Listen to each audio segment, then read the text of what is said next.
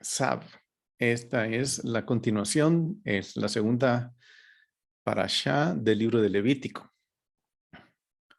El libro de Levítico, el tema central del libro de Levítico es santidad. Y mal llamado Levítico porque él llamó, es el nombre del libro, él llamó. Y hoy nos toca Sab, que es está ordenando. Estamos viendo exactamente la misma descripción de cosas que vimos en la semana pasada, pero hoy se está transmitiendo, se le está diciendo, se le está ordenando a los hijos, a Aarón y a sus hijos, a los sacerdotes. Y es una orden. Aquí les está ordenando cómo es que ellos van a hacer lo de el servicio, cómo van a servir a Dios en el tabernáculo. Y esto es como profético, o sea, la idea de que sea una orden es porque es profética. Pero voy a hacer una introducción antes de empezar. Y quiero comenzar diciendo que el sacrificio de animales en nuestra época parece un tema muy anticuado y completamente extraño a nuestros estándares. Hablar de sacrificio en nuestra sociedad es un tabú realmente. Y es una pena que hemos caído en eso porque se ha mezclado el paganismo en esto y las personas realmente no pueden separar eso, no pueden separar lo que la Biblia quiere transmitir y el paganismo. O sea que este tema choca muy fácilmente con nuestra sensibilidad y nuestra percepción moral moderna. Sin embargo, como les dije en la semana anterior, la palabra sacrificio es mal usada. Es un término muy pobre para describir lo que sucede en el tabernáculo. La semana pasada trajimos el término corbán, que es sacrificio, que es la traducción en sacrificio. Como digo yo, es pobre, es alguna traducción muy, muy mala. Y realmente el corbán tiene otro significado. El corbán, los corbanot, eran básicos en el servicio a Dios en Israel, en el tabernáculo. El tabernáculo sin corbán, sin corbanot, no tiene sentido, cero sentido. Y el corbanot sin el tabernáculo, tampoco. O sea, solo dejemos que asiente eso que acabo de decir. ¿De qué sirve el tabernáculo si no se puede ofrecer el corbán? Y si no se hace el corbán, entonces no funciona. El tabernáculo no cumple su función. Entonces, una forma de entender el sacrificio o el corbán es examinando el trasfondo histórico. En los tiempos de la Biblia, en muchas teologías se hablaba de sacrificios como un estándar de adoración. Los sacrificios eran un instrumento incluso para hacer acuerdos y tratados entre los hombres. Vemos, por ejemplo, como cuando en el libro de Génesis, cuando Jacob salió de la casa de Labán y este lo persiguió y al final discutieron entre ellos, hicieron un acuerdo y ahí hicieron el proceso del acuerdo, hicieron un sacrificio. Y eso era algo normal que hacer. Por supuesto, en nuestra sociedad eso es impensable. Pero en esa época era algo que sí se hacía. Entre los reyes se hacían ese tipo de cosas. Por ejemplo, había un rey que iba a hacer un pacto con otro rey en otro lado de otra nación y hacían un sacrificio. Y básicamente el mensaje era, el que rompa el pacto, viva la suerte de la víctima del sacrificio. Y esa era la forma en que ellos pactaban, esa era la forma en que ellos entraban en acuerdo, esa era una forma de tener paz entre ellos. Bueno, ese es un sentido de lo que es el sacrificio. No había nada intrínsecamente espiritual en ese aspecto y más o menos es igual en el tabernáculo. Hoy en día, como no tratamos con sacrificio de animales, nuestro corbanot, nuestro corbán también es obsoleto y sin sentido. Entonces, hablaremos del misterio que hay detrás del tema general del corbanot, de los sacrificios, que vamos a leer en esta porción, que se mencionan en la Parashá, se mencionan en el libro de Levítico y se mencionan en la Torá a lo largo de toda la Biblia. Entonces, pregunta número 1. ¿Qué son corbanot? ¿Verdad? Vamos a ver eso. ¿Por qué se traen los corbanot? ¿Por qué aparecen los corbanot? Y vamos a ver qué es lo que logran los corbanot, el corbán. ¿Qué logra? ¿Cuál es el sentido? Entonces, hay varios tipos de corbanot que se usan en diferentes circunstancias. Pero a pesar de esas diferencias, esas distintas circunstancias, en esencia, la esencia del corbán, en todos los aspectos, en todas las instancias, es para lograr el mismo objetivo. Entonces, ¿qué es corbán en sí? ¿Qué es eso? Su raíz es Kof, Resh, Bet, Karov. Significa cerca. Imagínense, eso lo hablamos, es cerca. Ya ahí cambia esta situación. O sea, este es un procedimiento para acercarse. Acuérdense, Dios, solo piensen en esto. Dios dijo, y haremos un tabernáculo. ¿Por qué? Porque Él va a habitar en medio de su pueblo. Entonces, ¿de qué sirve que Él habite en medio de su pueblo si nosotros no podemos acercarnos a Él? No sirve de nada. O sea, ¿de qué sirve que la presencia esté en medio y no haya forma de relacionarse con Dios? Entonces, hubiera estado de balde. Corbán, Kof, Resh, Bet, quiere decir acercarse.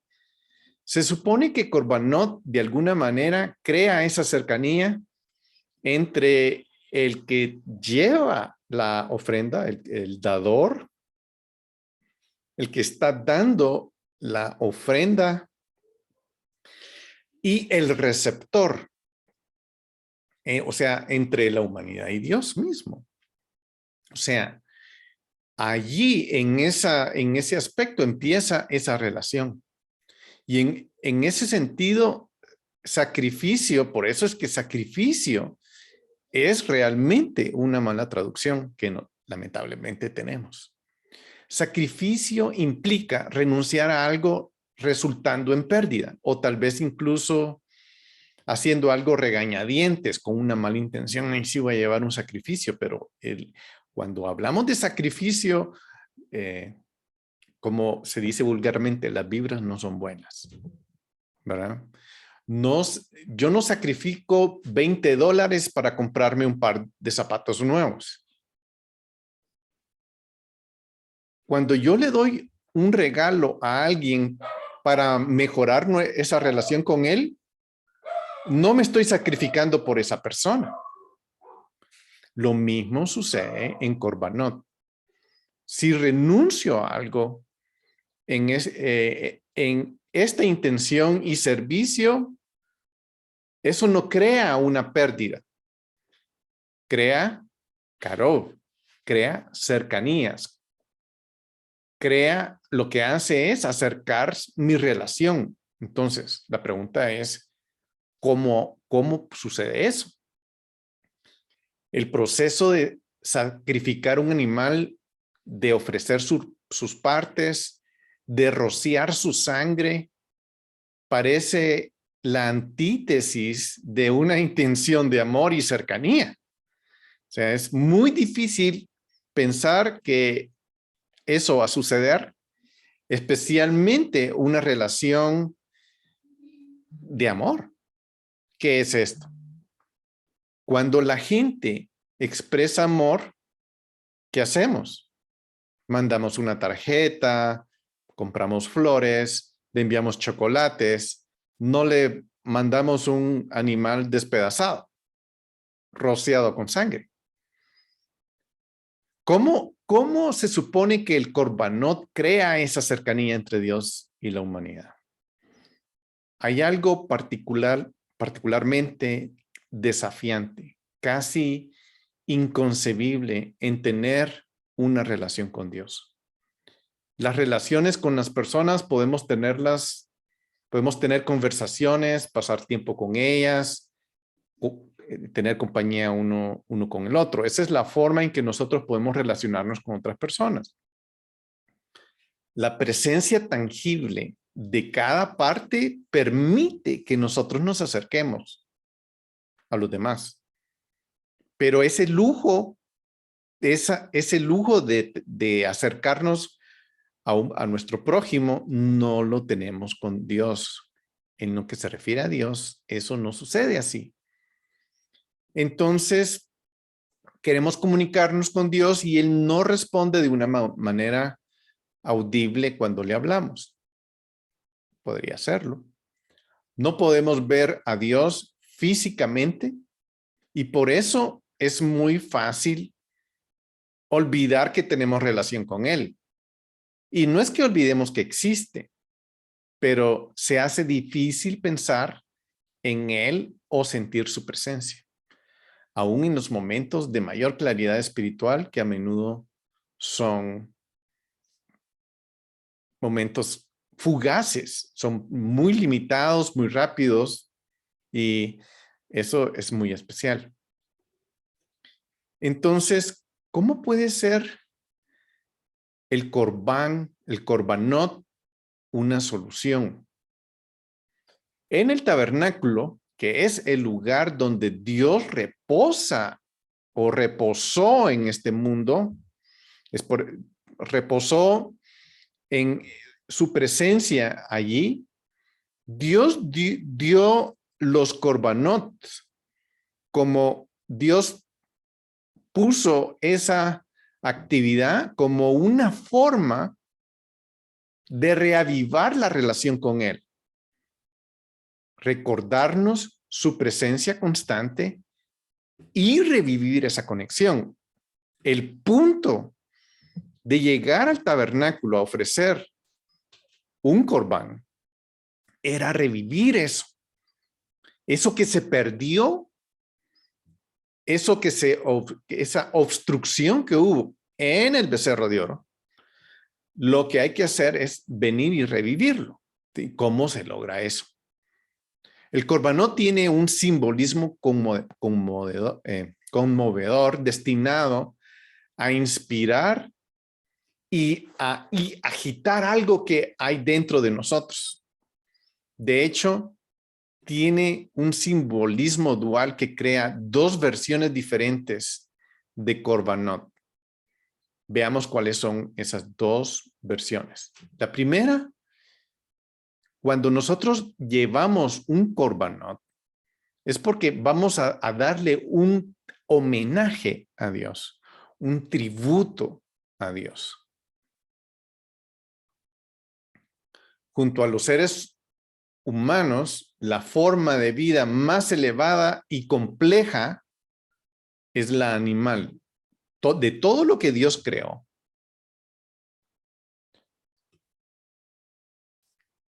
el animal es la parte más compleja de toda la creación. En Génesis, durante la formación del mundo, la creación progresó desde lo más básico hasta lo más complejo, culminando con la creación del hombre, que eso es lo más complejo de toda la creación. Nosotros estamos en la jerarquía más alta de la creación. Detrás de nosotros, detrás de nuestra jerarquía, nos siguen el mundo animal. De hecho, tanto la humanidad como los animales fueron creados en el sexto día y sin embargo Dios les dio al hombre, nos dio a nosotros supremacía, la capacidad de someter y gobernar al mundo animal. Eso quiere decir que tenemos dominio sobre toda vida marina, las aves y los animales que caminan en la tierra. Génesis 1:28 dice, luego el Elohim los bendijo y les dijo Elohim, fructificad, multiplicaos, llenad la tierra, sojuzgadla y dominad sobre los peces del mar, sobre las aves del cielo y sobre todo ser vivo que se mueve sobre la tierra. Es muy interesante todo esto. Parte de lo que tenemos que conocer es esa función. Dios nos creó a nosotros los hombres para dominar sobre la creación, no dominar sobre el hombre, como hoy en día parece ser que esa es la premisa de algunos movimientos mundiales. Dominar eso, sobre hombres, esa no es la relación, no es el punto. Pero nosotros sí dominamos sobre la creación. Ahora, aquí se presenta un peligro. En esta función de dominio, en esa capacidad que Dios ha puesto para expresar nuestra maestría sobre la creación, nuestro dominio sobre la creación.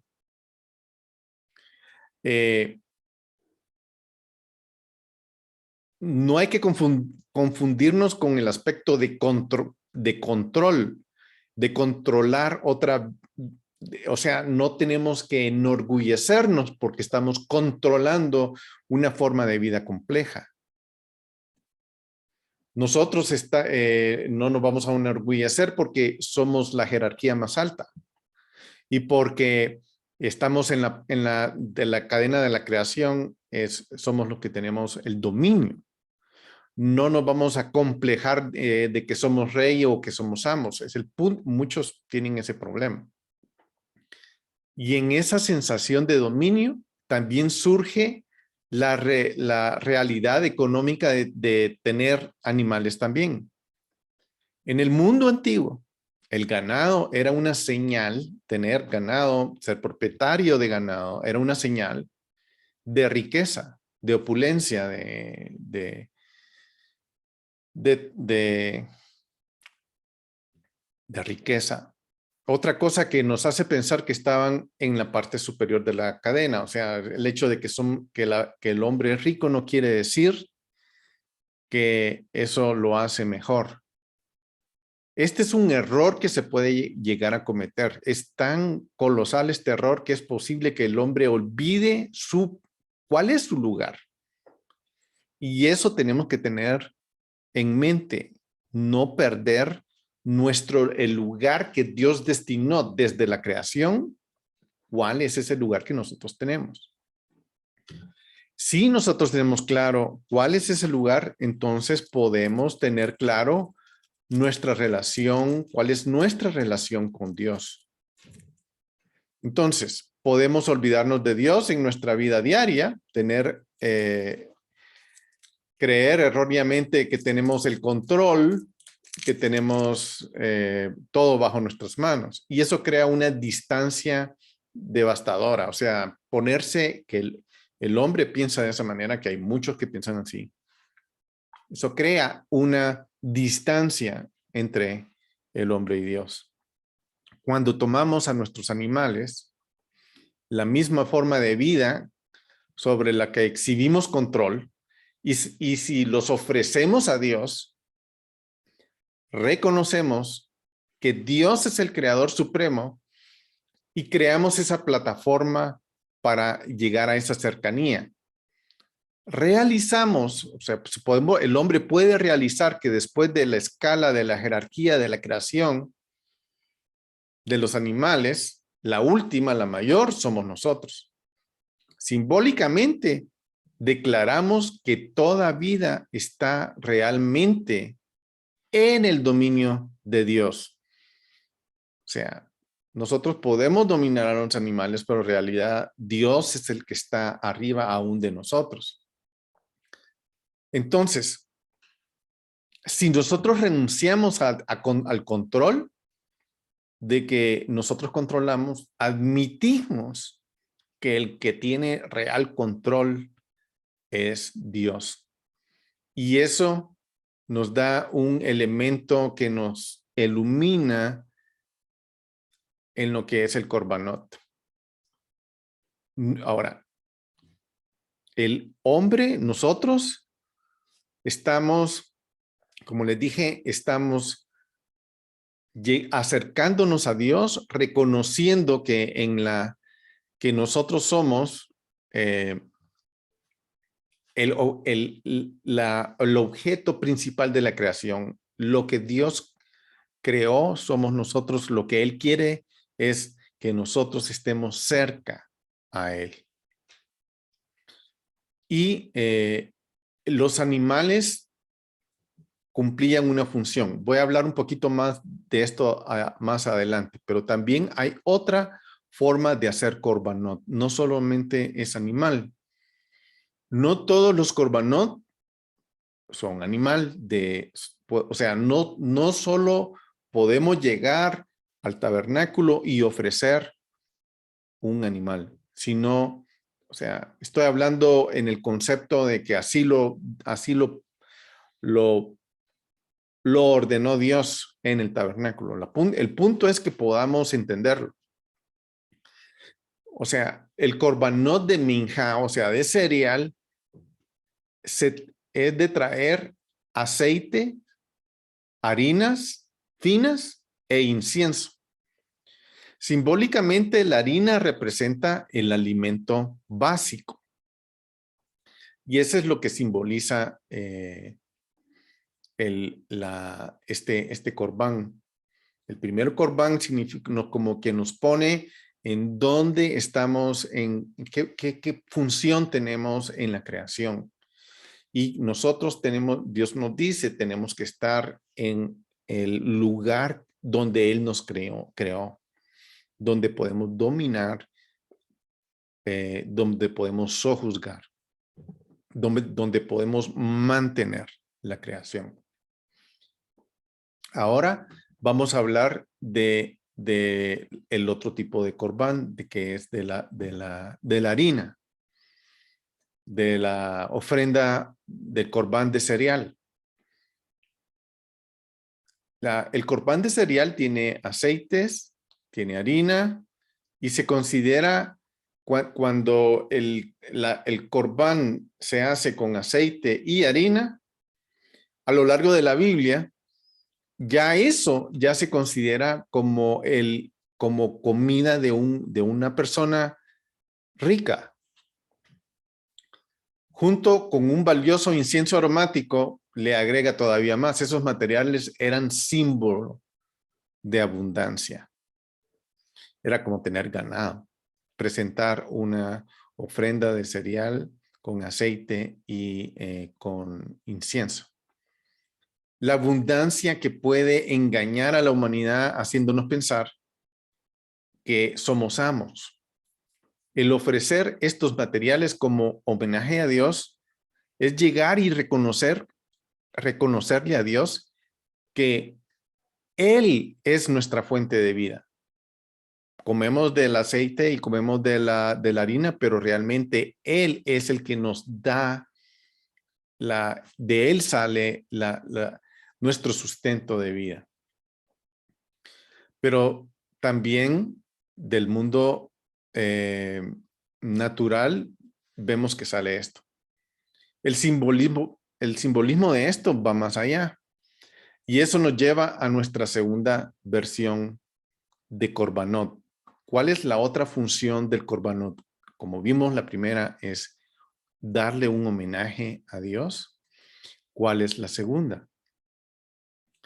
La segunda es, Corbanot es una solución, es sustitución. Entonces, ¿cuál es esa forma definitiva de mostrar que Dios es el creador? Reconociendo que Dios no solo es dueño del mundo, sino también es dueño de mi vida. Él me está diciendo cómo yo tengo que acercarme a Él. Y Él me puso aquí para sojuzgar, me puso aquí para ser mayordomo de lo que Él me ha dado. Entonces, reconociendo que Dios no solo es dueño del mundo, yo reconozco eso, sino también reconozco que también Él es dueño de mi vida. Y eso es, Dios me está diciendo, haz esto para acercarte a mí, haz esto para acercarte a mí. Entonces, yo estoy cumpliendo esa función de jerarquía en la que Dios me ha puesto. El animal, aquí viene algo muy interesante.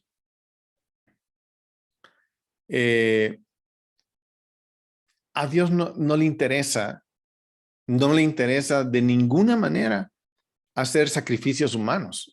Eso no está en la mente de Dios. Pero un corbán es una forma de ofrecernos nosotros a Dios simbólicamente.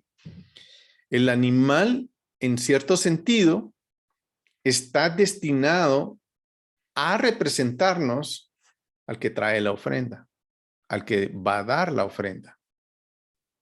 Entonces, aquí hay un aspecto de sustitución. Por eso se realiza ese procedimiento que vimos la semana pasada que se llama smijá. Uno apoya sus manos sobre la cabeza del animal y se transfiere simbólicamente al animal. Y he aquí una posible interpretación de esto. Cuando el donante ve la sangre del corbán y ve que es una sangre similar a la suya, nos recuerda nuestra propia mortalidad. Nosotros somos tan mortales como esa víctima. Y en ese momento es donde nosotros tenemos que reconocer la inmensidad del dominio de Dios. Entonces, el simbolismo del Corbanot es realmente doble. Por un lado, un corbán es un homenaje que ofrece animales a Dios, es una demostración que Dios es el creador. Y por otro lado, un corbán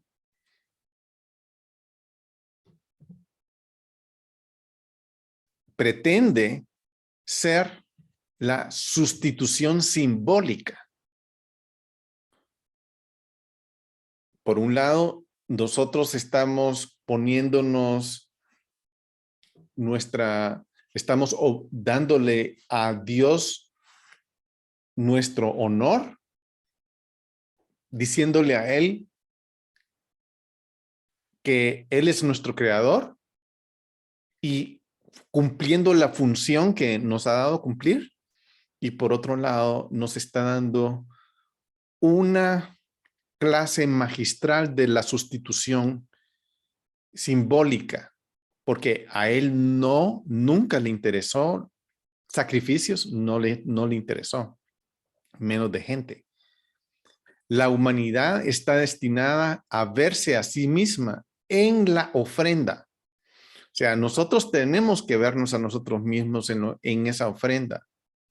Debemos recordar que no solo estamos aquí, o que estamos aquí simplemente por la misericordia de Dios.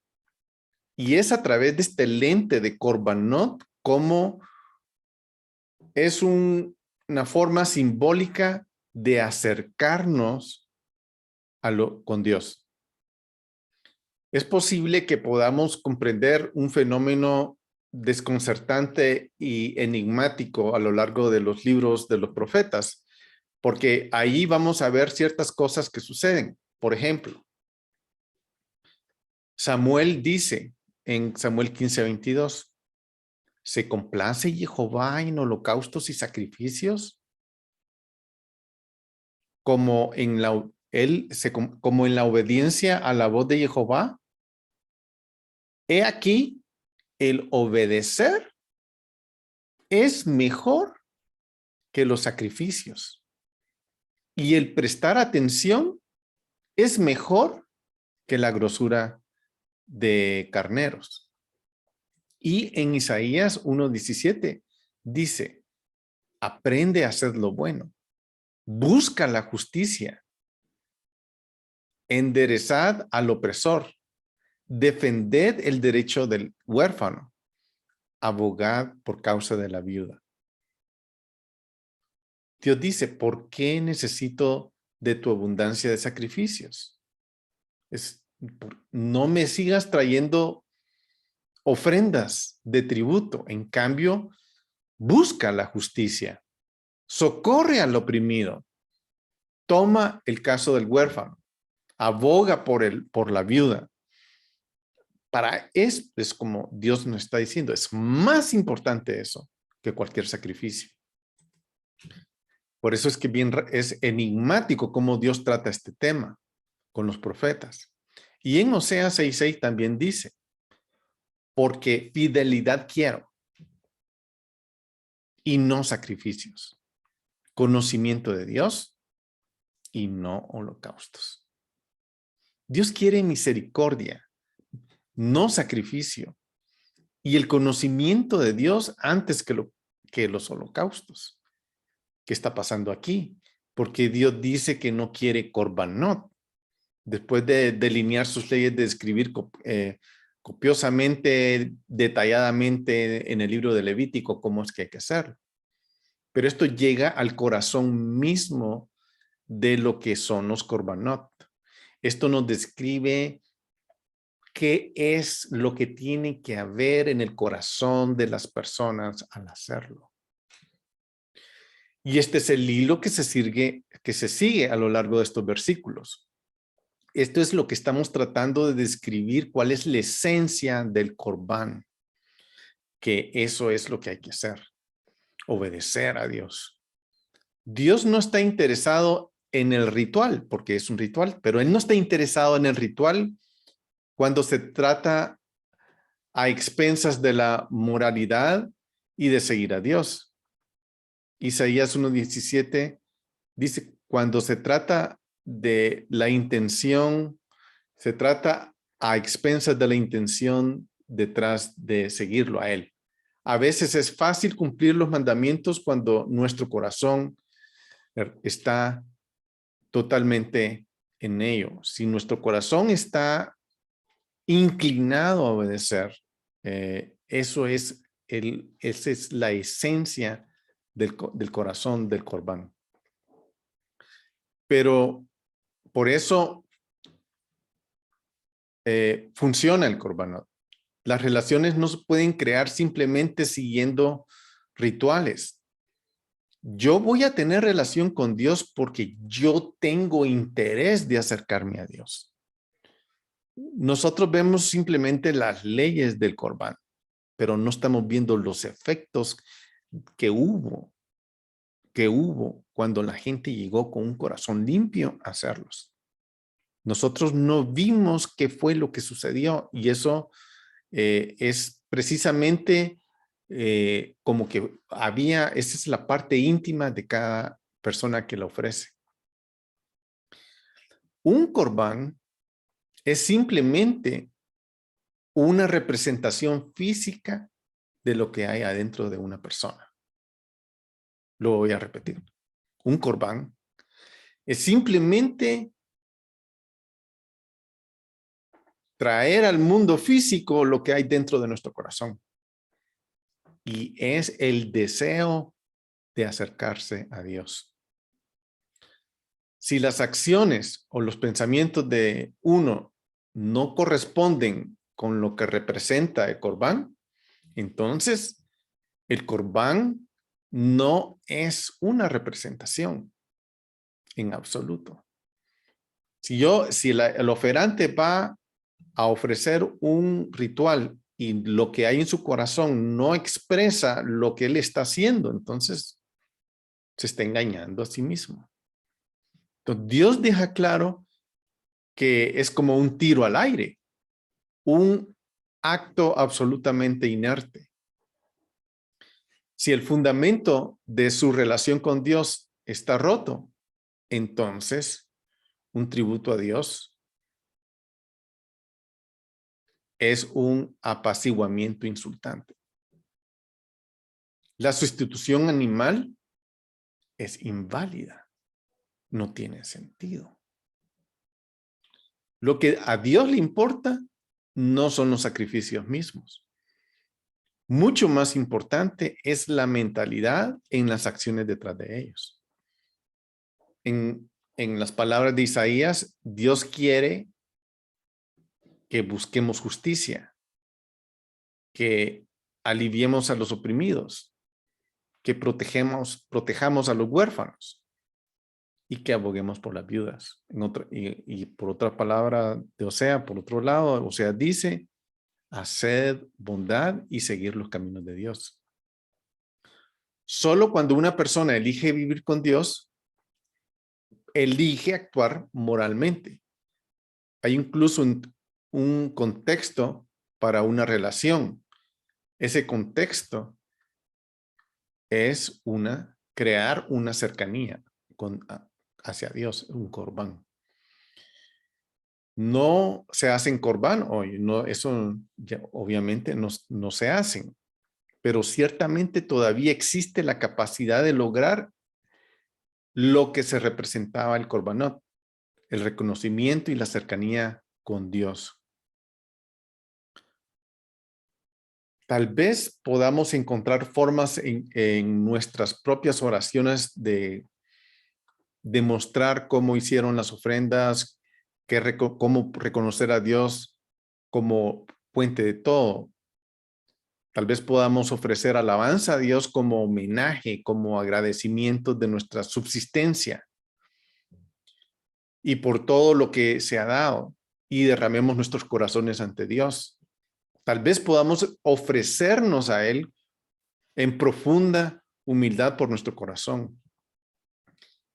Tal vez podamos reconocer quiénes somos delante de Dios. ¿Para qué nos llamó? ¿Cuál es nuestra función? Reconocerlo a Él como nuestro creador. Particularmente cuando Él nos está diciendo que tengamos un corbán. ¿Y qué es tener un corbán? Es acercarnos a Dios. Y esa era la prescripción que Dios le dio a ellos. Un corbanot es la representación física del corazón de la persona. Y ahora tiene como más, terminar con esto, tiene más sentido leer Efesios 2:13. Pero ahora, en Jesús, el Mesías, en Yeshua HaMashiach, vosotros en un tiempo estabais lejos, fuisteis hecho corbán por la sangre del Mesías. El Mesías se acercó a nosotros. La figura es muy, muy bonita. Nosotros tenemos la capacidad de acercarnos a Dios por Yeshua.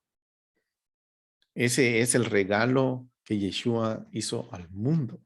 Ese es el regalo que el Mesías hizo incluso a Israel, pero particularmente a nosotros los que estamos lejos. Nosotros podemos ir ante Él, ante el Cordero que quita el pecado del mundo, ofrecer nuestro corbán a Él, nuestra intención de corazón, cuál en realidad es nuestro corazón, transmitirle nuestra identidad a ese Cordero y acercarnos a Dios. El efecto es acercarnos a Dios. El Espíritu de Dios viene. Y esa es la parte que nosotros no realmente perdimos, que no vemos. Yo pienso que en la época del tabernáculo, el Ruaj que habitaba en el tabernáculo se movía.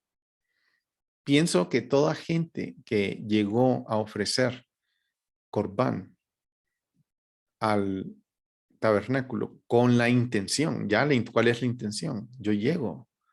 ¿Cuál es la intención? Es acercarme a Dios. Esa es la intención. ¿Cuál es la intención? Acercarme a Dios.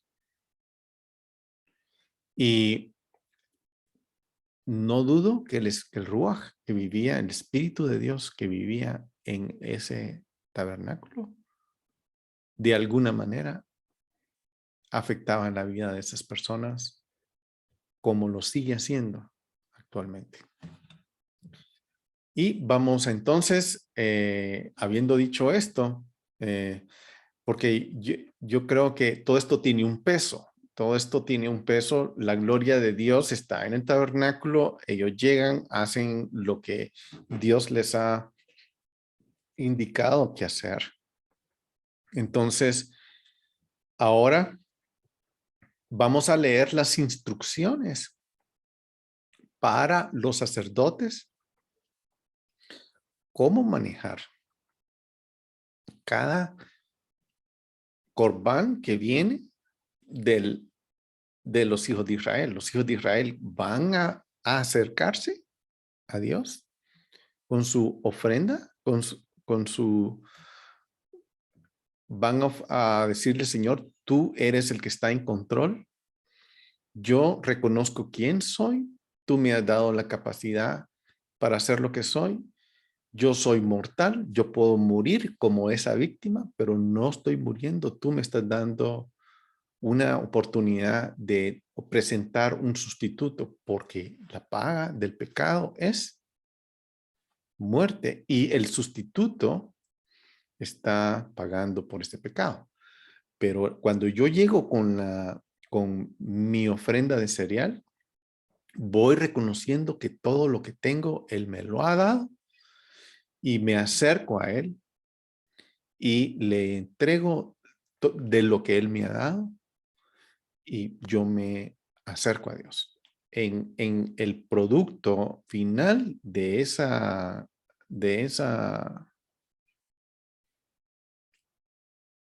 ofrenda mía de corazón, porque eso es lo que mi corazón está plasmado ahí, sube como una ofrenda fragante, de olor fragante a Dios.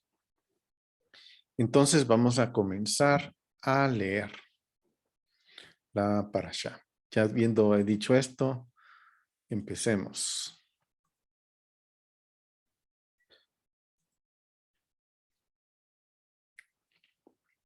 Vamos a empezar en Levítico capítulo 6,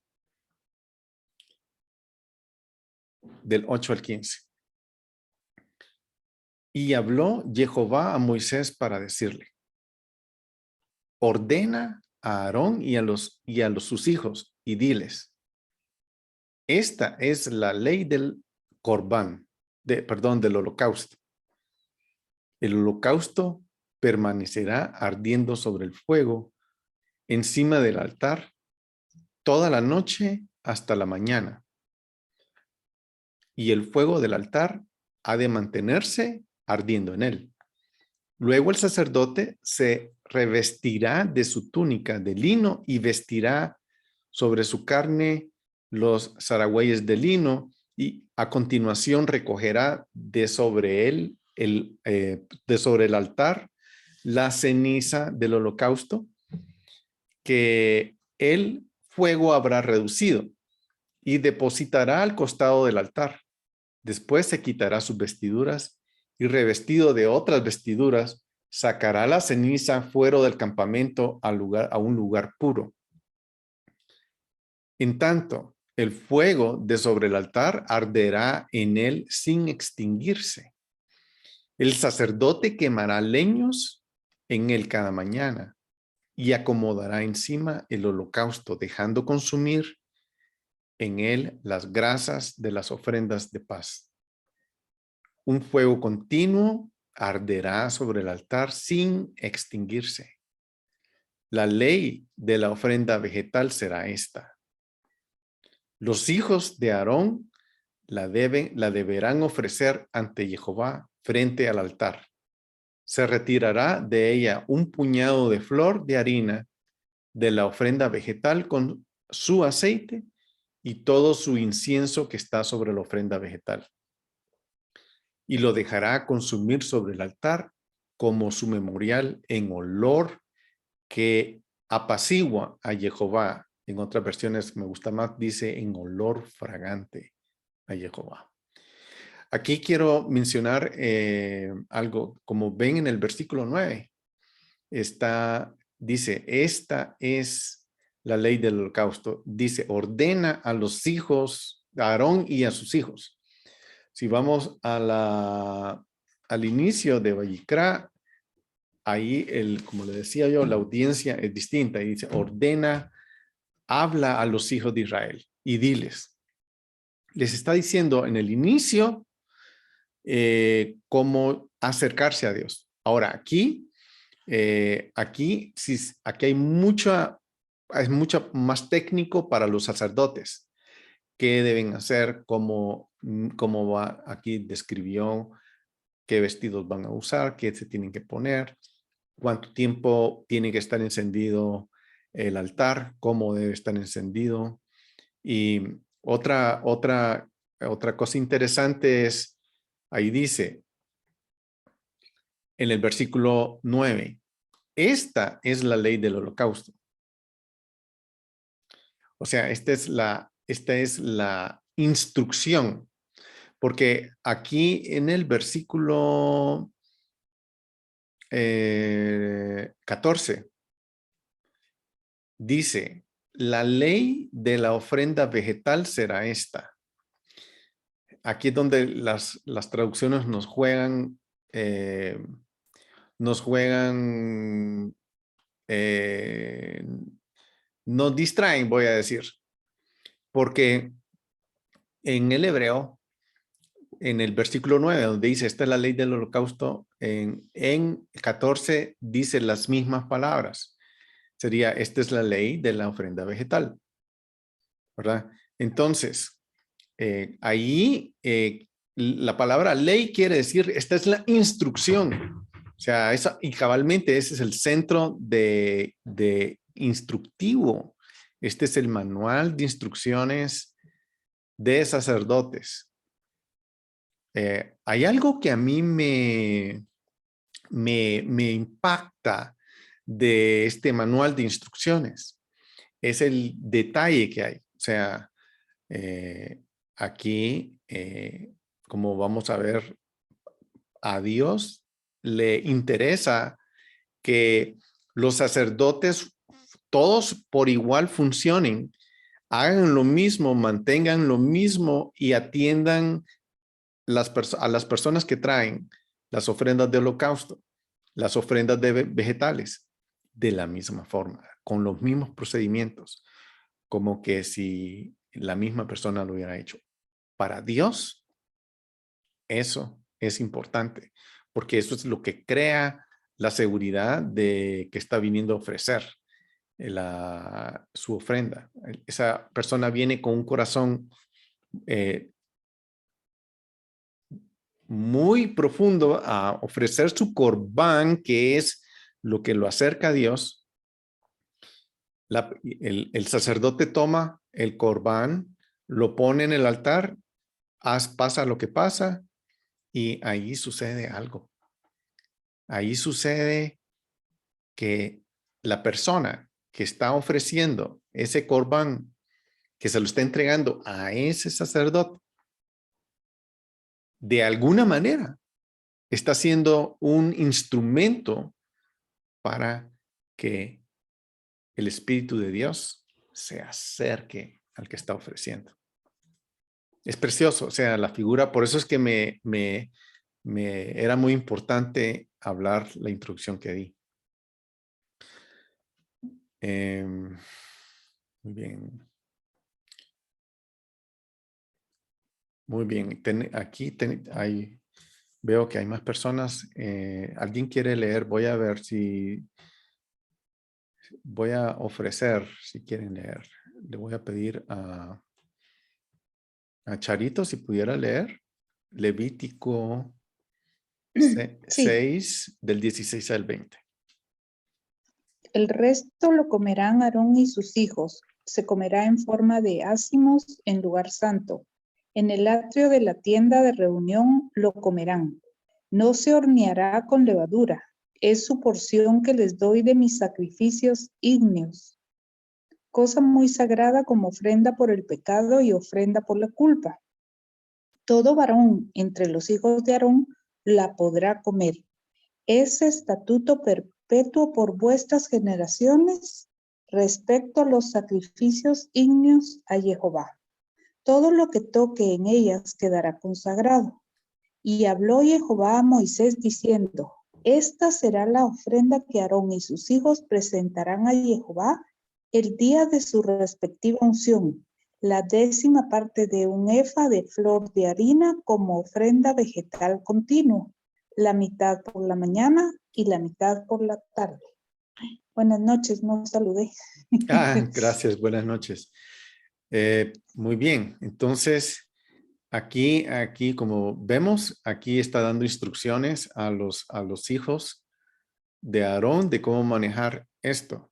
Algo muy interesante es que el hecho de que ellos coman la ofrenda no quiere decir que va a satisfacer sus necesidades alimenticias, sino quiere decir que ellos están siendo parte de eso. O sea, ellos son, ellos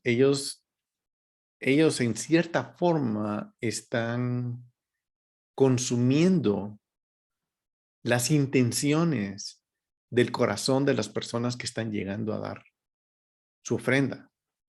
Y esto es un relojito suizo lo que está pasando ahí. Claro, nosotros eventualmente leemos en la Biblia de que los sacerdotes se corrompieron y etcétera, pero eso no es no fue la intención. Lo que nosotros tenemos que ver cuál era la intención de Dios, porque lo que está pasando aquí es que todo se conecte, todo funcione. Y también al final de esta parte está diciendo que va a haber lo de la ofrenda, lo de la ofrenda continua, como una ofrenda vegetal continua, la mitad por la mañana y la mitad por la tarde. Muy bien, aquí veo que está Joyce. Yo no sé si tú quieres leer, Joyce, o no puedes decir no, no hay problema. Sí, está bien. Gracias. Es ¿Cuál leo? 6, 21 al 25. En sartén serán desleída en aceite y las llevaráis bien frita en pedazos tal como la ofrenda vegetal, cocida al horno y la ofrecerás como olor que apacigua a Jehová. Y el sacerdote que de entre sus hijos haya sido ungido para sucederlo, habrá de ofrecerlo. Esto es un estatuto perpetuo de Jehová, será quemado totalmente, así toda ofrenda vegetal del sacerdote no se comerá, sino que será enteramente quemada. Y habló Jehová a Moisés diciendo, habla a Aarón y a sus hijos y diles, esta es la ley del sacrificio por el pecado. En el lugar donde se inmola el holocausto, será degollada la víctima por el pecado en presencia de Jehová. Es cosa santísima. Muy bien, este último versículo está dando la introducción para la siguiente parte, que es, como les decía anteriormente, esta es la ley, estas son las instrucciones. Ahora determinó de dar cuál era la de cómo se manejaba la minja en el sartén y cómo se maneja y cómo se sube como olor fragante, que yo ya la he olido, es increíblemente deliciosa. Tuve la bendición de oler esa ofrenda en vivo, la primera vez que le hicieron en Jerusalén como práctica los sacerdotes que se están preparando para el tercer templo. Hicieron la primera demostración después de 2000 años. Y ahí estaba casualmente yo, ¿verdad? Entonces vi cómo se quemaba una torta, en caso de una vegetal, olía a panadería, créanme, olía muy rico, daba hambre. Y también vi esta de la que se consumió de la ofrenda por pecado. Ahora, aquí es interesante ver cuáles son las instrucciones. La ofrenda por el pecado se consume totalmente. La víctima es degollada y, o sea, muere literal. O sea, la víctima muere en presencia de Jehová. Es cosa santísima. Solo pensemos a lo que también está apuntando esto, que es lo que hizo Yeshua por nosotros. Entonces, démosle una pensadita a eso. Ahora sigamos, le voy a pedir a Silvita si pudiera leer 6:26 al 30. El sacerdote que haga la ofrenda por el pecado la comerá. En lugar sagrado la comerá, dentro del atrio de la tienda de reunión. Todo lo que toque en su carne quedará consagrado. Si la sangre salpica sobre una vestidura, lavarás lo que fue salpicado en un lugar santo. La vasija de barro en que sea cocida será quebrada. Y si se cuece en vasija de cobre, esta será fregada y enjaguada con agua. Todo varón de entre los sacerdotes podrá comer de ella. Es cosa santísima, pero no se comerá ninguna ofrenda por el pecado, cuya sangre haya sido llevada a la tienda de reunión para hacer expiación en el santuario, en el fuego será quemada. Muy bien. Aquí es bastante directo, son, como les digo, instrucciones directas de cómo manejar cada una de las ofrendas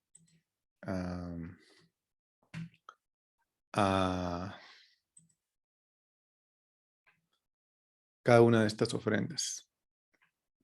Muy bien. Mónica o Estuardo, ¿quisieran leer? Capítulo 7, 1 a 5.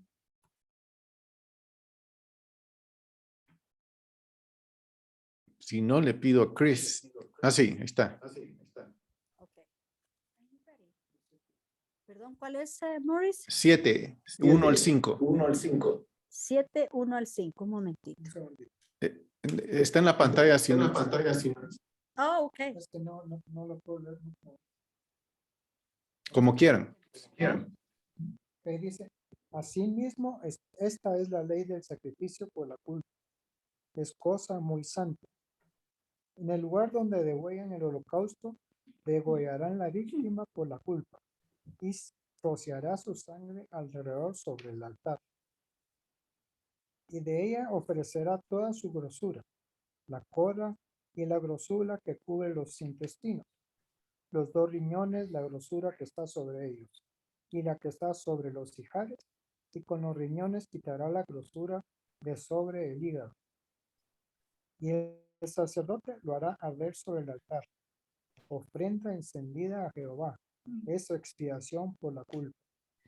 Muy bien. Todo varón de entre... Hasta ahí. Hasta ahí. Ok, Perfecto. Gracias. Cris, ¿podrías leer la siguiente?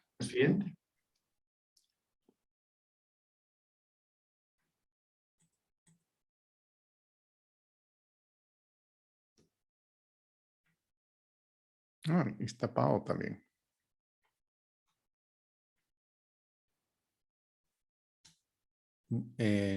Pau, ¿pudieras leer? Sí. Todo varón de entre los sacerdotes la comerá. Se comerá en un lugar santo, es cosa santísima. La ofrenda por el pecado es como la ofrenda por la culpa. Tienen una misma ley. Será de aquel sacerdote que haga la expiación con ella. El sacerdote que presente el holocausto de alguno tendrá para sí mismo como sacerdote la piel del holocausto que presentó. Toda ofrenda vegetal que se cocine en horno y todo lo cocinado en cazuela o en sartén será del sacerdote que lo haya presentado.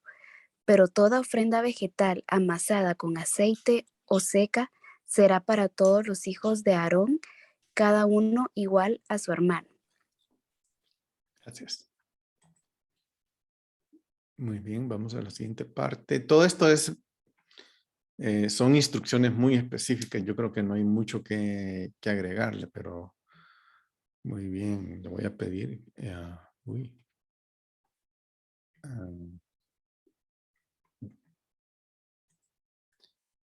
Voy a leer yo. Esta es la ley del sacrificio de paz. O sea, estas son las instrucciones de sacrificio de paz que se presentará a Jehová. 7, 11 al 15. Si lo presenta en acción de gracias, entonces, junto con el sacrificio de acción de gracias, presentará tortas sin levadura amasadas con aceite, hojaldres sin levadura untados con aceite, y tortas fritas de flor de harina amasadas con aceite. Además del sacrificio de sus ofrendas de paz en acción de gracias, presentará su ofrenda con tortas de pan leudado.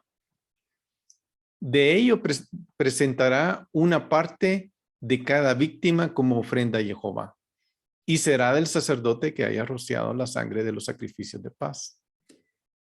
La carne del sacrificio de sus ofrendas de paz en acción de gracias se comerá el día de su ofrecimiento. No dejará nada para la mañana siguiente. Muy bien, este sacrificio de paz es muy específico, es como llegar a honrar, es lo que explicaba, es un homenaje que uno llegaba a darle a Dios con su ofrenda. Y esa básicamente era una celebración con Dios.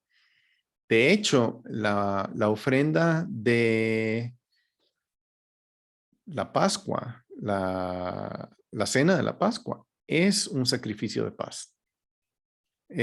¿Cómo se hace? O sea, ahí podemos ver, porque creo que todos han celebrado en alguna forma, alguna medida, la fiesta de la Pascua. Ese es un sacrificio de paz, para que tengan una idea de qué es lo que se está ofreciendo. Y la idea es otra vez, es un acercamiento a Dios, pero es un acercamiento a Dios intencional. La persona está con su corazón llegando a Dios por los motivos que quiere llegar, a ofrecerle su corazón, a expresarle en la ofrenda de paz, tanto en el animal que vaya a usar o con todas las tortas de levadura que llegan, su intención. Muy bien, le voy a pedir ahora a Joyce si pudiera leer la siguiente parte, 7:16 al 20. Ok. Pero si el sacrificio de su víctima es por un voto u ofrenda voluntaria, se comerá el día que presente su sacrificio y su sobrante podrá comerse al día siguiente. Mas la carne del sacrificio sobrante del tercer día se quemará en el fuego. Pues si la carne del sacrificio de paz se come al tercer día, ciertamente no le será aceptado, ni teniendo en cuenta será cosa abominable, y la persona que coma de él cargará con su pecado. La carne que toque alguna cosa impura no se comerá, será consumida con fuego. En cuanto a la otra carne, todo el que esté limpio puede comer dicha carne. Pero la persona que, estando impura, coma carne del sacrificio de paz que pertenece a Jehová, aquella persona será cortada de su pueblo. Aquí hay instrucciones muy específicas. Cómo es que se va a comer la carne, como es una ofrenda que los que llegan a ofrecerla también la pueden comer, y también personas que la acompañan. Ahora, aquí está hablando de las personas que por alguna razón estén en el estado de impureza. De eso lo vamos a ver más adelante. Impureza no quiere decir pecado, pero sí quiere decir impuro. O sea, no apto para acercarse. No apto para acercarse. ¿Cómo es lo que se conoce como tamei, el estado tamei, el estado de impureza, que por estos rumbos es muy poco entendido? El estado de impureza no quiere decir que la persona está en pecado. Lo que quiere decir es que no está en el momento, su cuerpo está impuro. ¿Cómo adquirió la impureza? Pudo haber estado en un funeral, pudo haber tocado a un animal muerto, pudo haber tocado a una persona que estaba en su periodo, etcétera. Puede haber muchas razones, puede haber varias razones. Pero si sucede eso, esa persona no debe llegar a comer esto, no debe llegar a celebrar, porque no es su tiempo, no ha llegado su tiempo, no lo podrá hacer después. Ahora, no voy a profundizar de eso porque eso lo vamos a ver más adelante, este aspecto. Pero lo que sí quiero adelantar de este aspecto es que tiene que ver con vida, no tiene que ver, porque el estado de impureza es porque el aspecto de la muerte, que es lo que representa la impureza, lo tocó esa persona. Entonces, Dios es vida y no hay cosas impuras en él, no hay nada en él. Y el que se acerque a Dios en ese estado, no le va a ir bien. Entonces, básicamente eso es lo único que voy a decir de eso, pero sigamos leyendo. Le voy a pedir a Silvita si puede leer el siguiente, 7:21-25.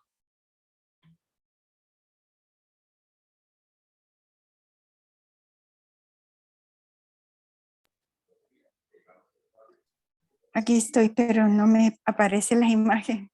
Ya.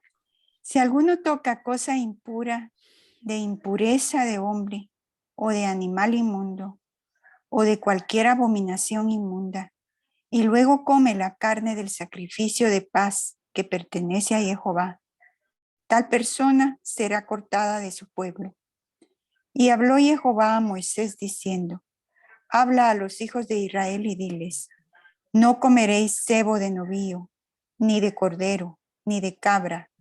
La grasa de animal muerto o la grasa de animal despedazado podrán servir para cualquier uso, pero ciertamente no la comeréis, Porque cualquiera que coma la grasa del animal del cual se ofrece sacrificio ígneo a Jehová, esa persona que la coma será cortada de su pueblo.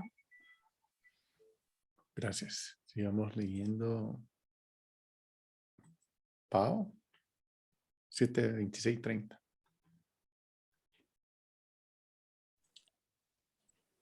No comeréis ninguna sangre, ni de ave, ni de bestia, en ninguno de vuestros asentamientos.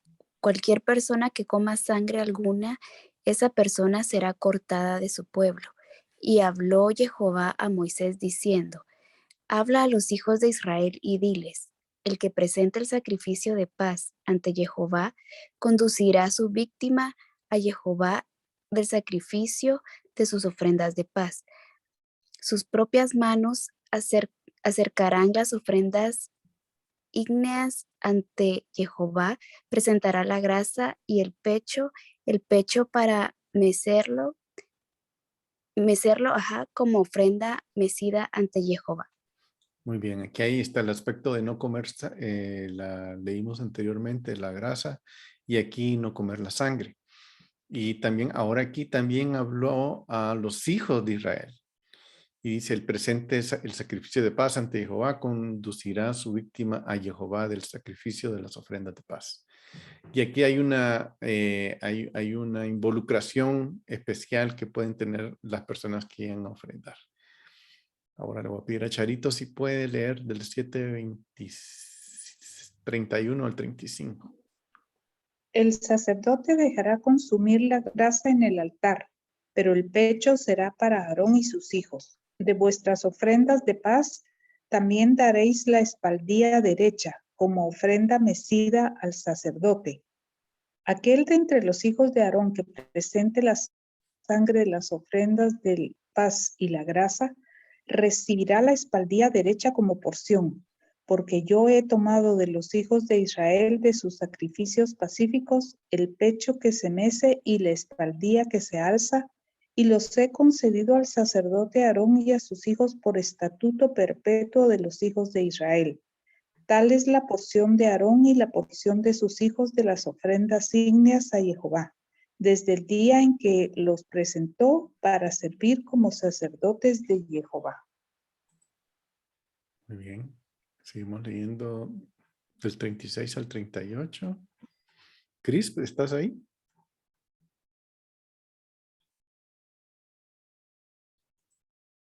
Si no, sigo yo. No sé si Cris. No. Muy bien, sigo yo. 36. Es lo que Jehová ordenó que se les diera por estatuto perpetuo en sus generaciones, desde el día que fueron ungidos por los hijos de Israel. Tal es la ley del holocausto, de la ofrenda vegetal, de la ofrenda por el pecado, de la ofrenda por la culpa, de las consagraciones, de los sacrificios, de las ofrendas de paz. Muy bien, solo para comentarles, ese versículo 37 está cerrando con las instrucciones. Esta es la instrucción del holocausto, de la ofrenda vegetal, de la ofrenda por el pecado, de la ofrenda de la culpa, de las consagraciones y sacrificios de las ofrendas de paz. El 38 dice que Jehová ordenó a Moisés en el monte Sinaí el día que mandó a los hijos de Israel que hicieran acerca de sus ofrendas ante Jehová en el desierto del Sinaí. Entonces, estas son las instrucciones de esas ofrendas. Y ahora vamos a seguir en el capítulo 8 del 1 al 5. Le voy a pedir a Estuardo o Mónica si podían leer esta parte. Aquí estoy. 8, 1 al 5, ¿verdad? Sí. Habló Jehová a Moisés diciendo, toma a Aarón y a sus hijos con él, y las vestiduras, el aceite de la unción, el becerro de la expiación, los 2 carneros, y el canastillo de los panes sin levadura, y reúne toda la congregación a la puerta del tabernáculo de reunión. Hizo pues Moisés como que Jehová le mandó, y se reunió la congregación a la puerta del tabernáculo de reunión. Y le dijo Moisés a la congregación: esto es lo que Jehová ha mandado hacer. Gracias. Charito.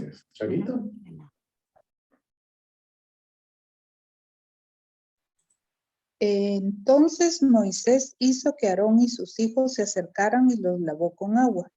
Luego puso sobre él la túnica, lo ciñó con el cinto, lo vistió con el manto, le puso el efod y lo ciñó con el cinto tejido del efod, envolviéndolo en él. Le puso encima el pectoral y en el pectoral colocó el urim y el tumim. Luego le puso el turbante sobre la cabeza y encima del turbante en su frontal fijó la placa de oro, la diadema sagrada, tal como Jehová había ordenado a Moisés.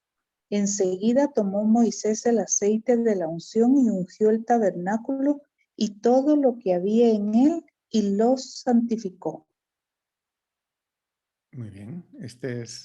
Seguimos adelante con la siguiente parte. Silvita.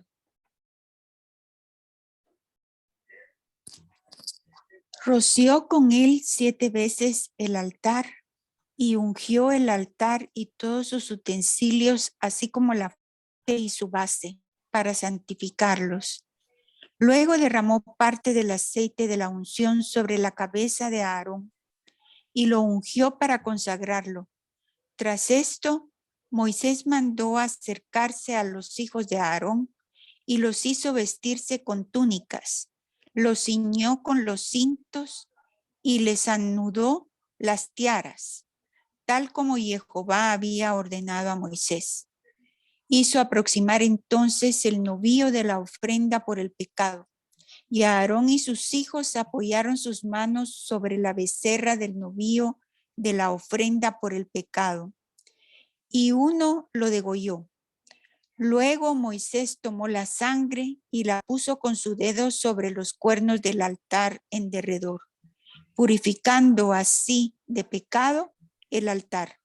Luego derramó la sangre restante al pie del altar y lo consagró para hacer expiación sobre él. Muy bien. Recuerden que estamos leyendo, aquí se está ya, como Moisés está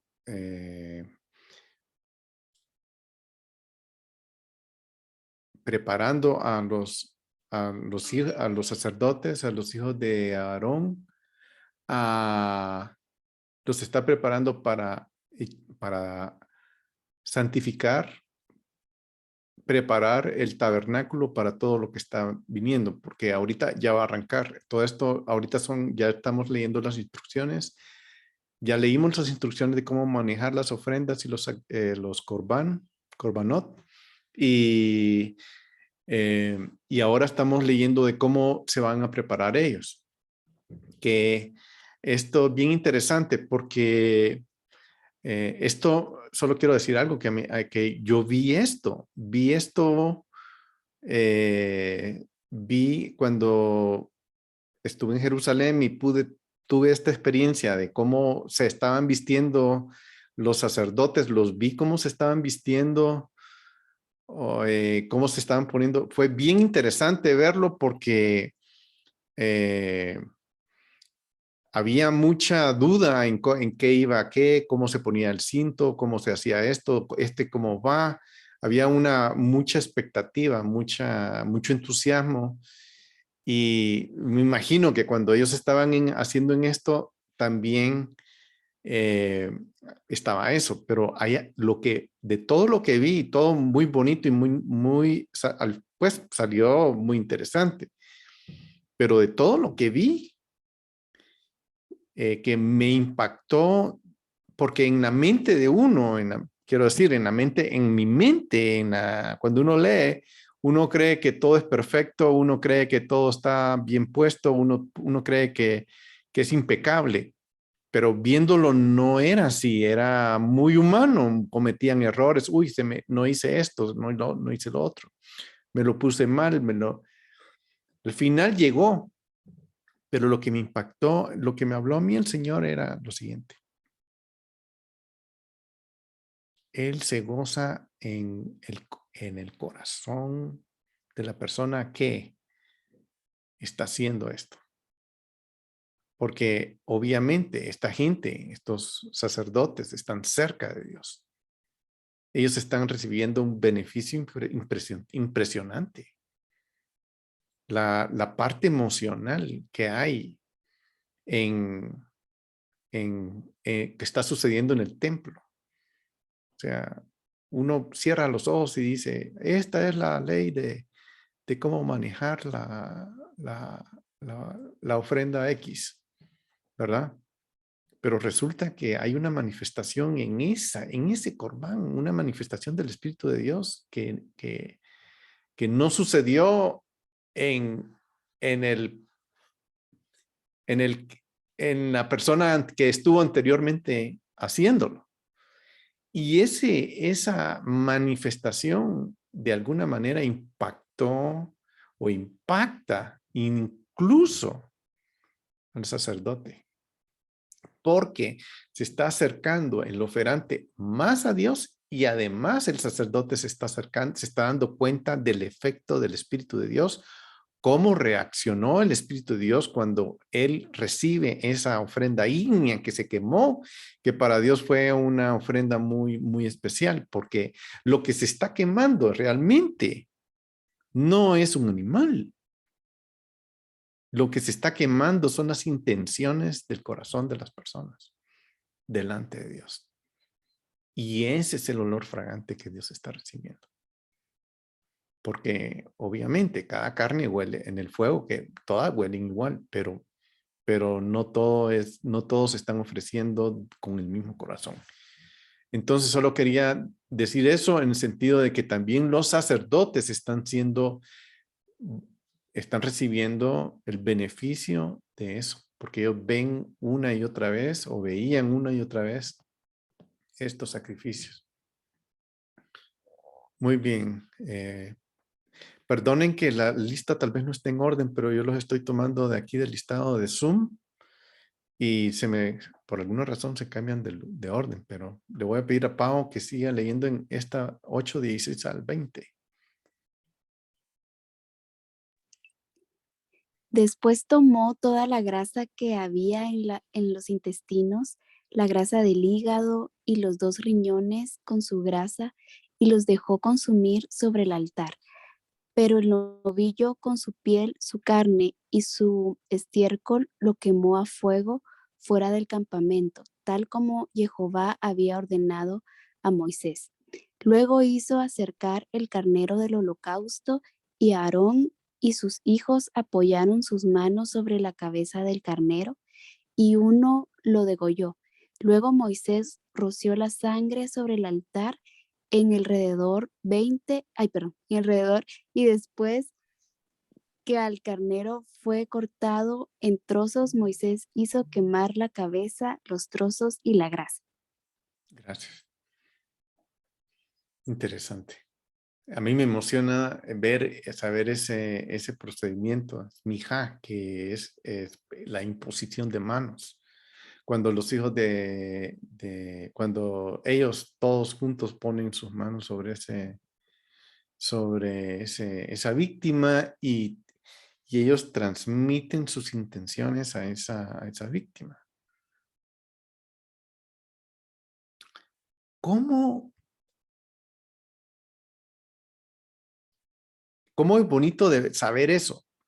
Porque nosotros, que somos gentiles, que no tenemos acceso, nunca hemos tenido acceso al tabernáculo, ¿cómo podemos, o sea, ya habiendo leído y habiendo visto cómo funciona todo esto, cómo podemos nosotros acudir a Yeshua HaMashiach y hacer ese paso de smijá, ese paso de imposición de manos? Imagínense yo imponiéndole manos a la víctima, a Yeshua, diciéndole, esto es mi pecado, este es de lo que yo quiero cambiar, esto es lo que yo quiero que tú quemes de mí, que suba como olor fragante ante Dios. O sea, es muy interesante. Es muy interesante.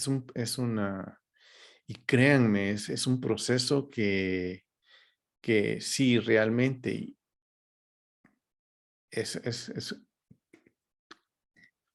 impacta psicológicamente, fuertemente. Y lo digo que impacta psicológicamente porque lo anima a uno ya no a hacerlo de nuevo. Es como, momento, esto que el Señor hizo en mí, yo tengo que superarlo. Y supero. Y después hay otra falta, pero también la supero. Y después hay otra. Y voy superando y superando, pero no termino de superar. Sigo. Pero es muy interesante cómo uno va creciendo en entendimiento y en conocimiento, porque eso es parte de lo que tiene que ofrecer uno, hacerlo con entendimiento. Si no, es un ritual barato. ¿Qué es lo que decía Isaías? Hastiado estoy, decía el Señor, a través de Isaías en Isaías 1, hastiado estoy de vuestras fiestas, de tus solemnidades y esto y lo otro. Cuando ustedes llegan con un corazón a hacer simplemente rituales, no llegan con su intención a ponerla en la ofrenda. Muy bien.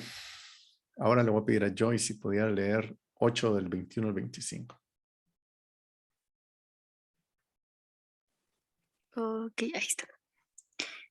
Lavó en el agua las extrañas y las patas, y enseguida Moisés hizo consumir todo el carnero sobre el altar.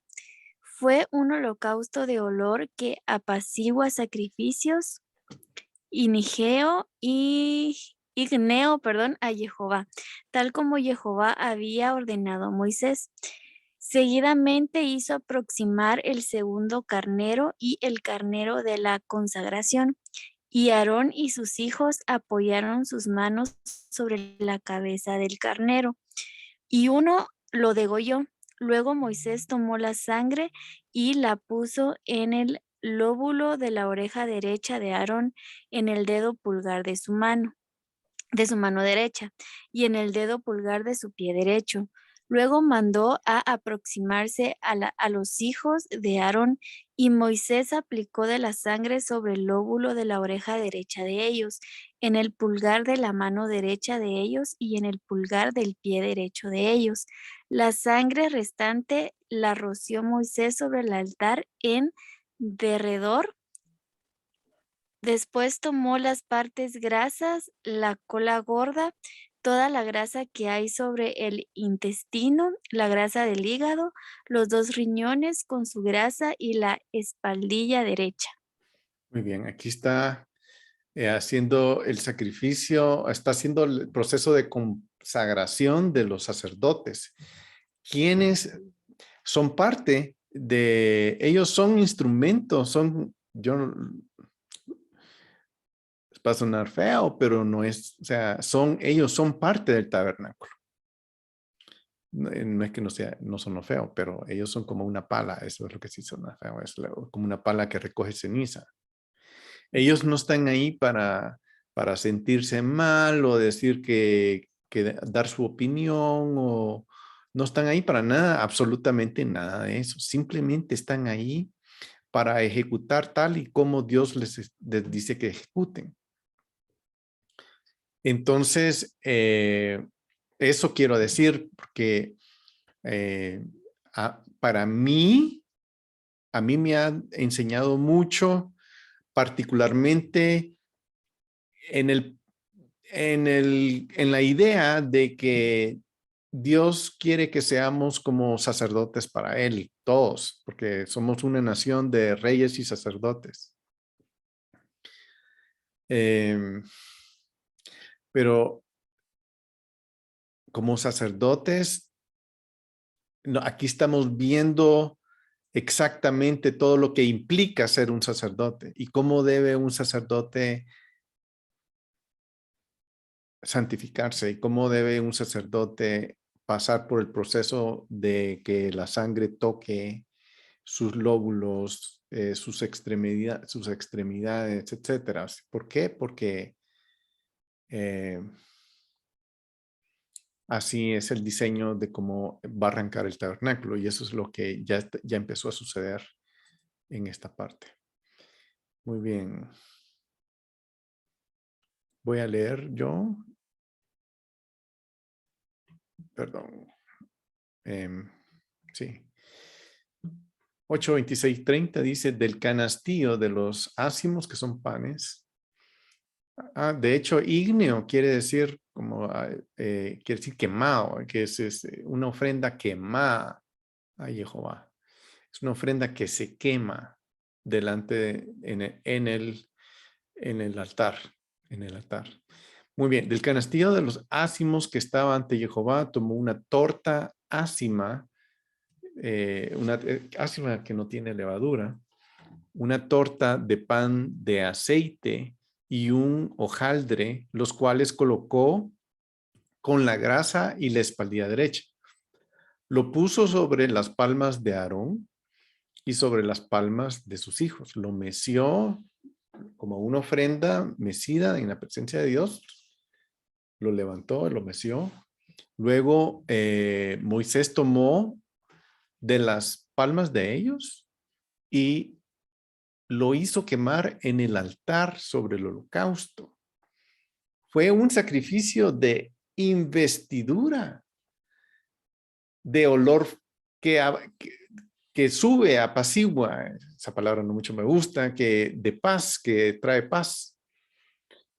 Porque apacigua suena como que si uno tuviera el control de hacerlo. Bueno, trae paz, es una ofrenda quemada delante de Jehová. Es el sacrificio de la investidura. Después tomó Moisés el pecho, lo meció como una ofrenda mecida en la presencia de Jehová. Es una porción de Moisés del carnero de la investidura tal como Jehová lo había ordenado a Moisés. Luego tomó Moisés del aceite de la unción y de la sangre que había sobre el altar y lo roció sobre Aarón, sobre sus vestiduras, sobre sus hijos y sobre las vestiduras de sus hijos. Así consagró a Aarón y sus vestiduras, y con él a sus hijos y las vestiduras de sus hijos. Aquí solo quiero decir algo. Aquí hay algo que no vemos inmediatamente. Aquí se está haciendo una actividad. ¿Qué es lo que están haciendo? Están ofreciendo esto y lo otro, están quemando esto y lo otro. Pero no estamos viendo cómo ellos, o sea, estamos en la mente, estamos viendo cómo ellos están haciendo eso. Pero no estamos viendo la reacción del Espíritu de Dios hacia lo que está pasando. Eso no lo está diciendo. Y eso eventualmente va a suceder. O sea, va a suceder y eso crea una atmósfera mucho más interesante. Perfecto. Charito, 8:31-36.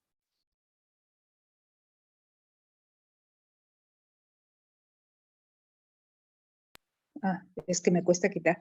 Dijo entonces Moisés a Aarón y a sus hijos: coced la carne a la entrada de la tienda de reunión y comedla ahí con el pan que hay en el canastillo de las ofrendas de investidura, según ordené, diciendo: Aarón y sus hijos la comerán, y lo que sobre de la carne y del pan lo quemaréis al fuego.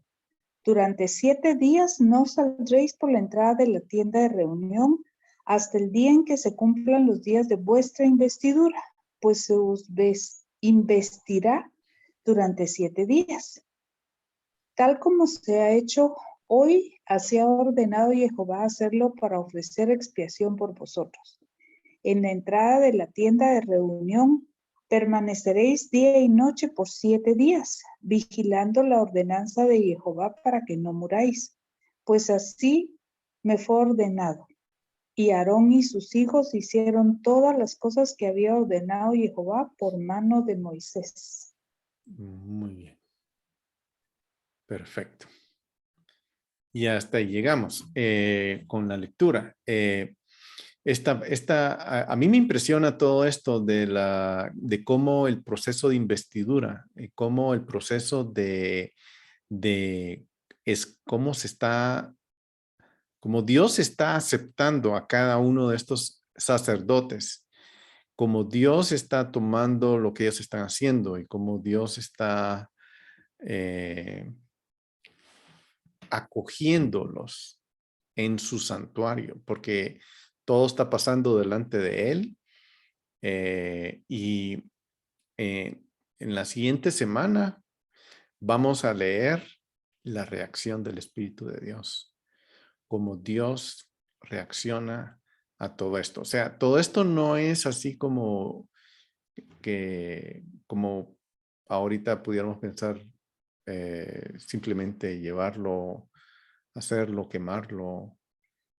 No, aquí hay una interacción entre el pueblo y Dios. Y obviamente entre los sacerdotes que son los que representan al pueblo. Ellos son parte principal de este tiempo, de este procedimiento. Muy bien. Entonces, la siguiente semana vamos a continuar leyendo la siguiente parte, donde empieza los 7 días o el inicio del tabernáculo. Así que nos vemos en video la otra semana.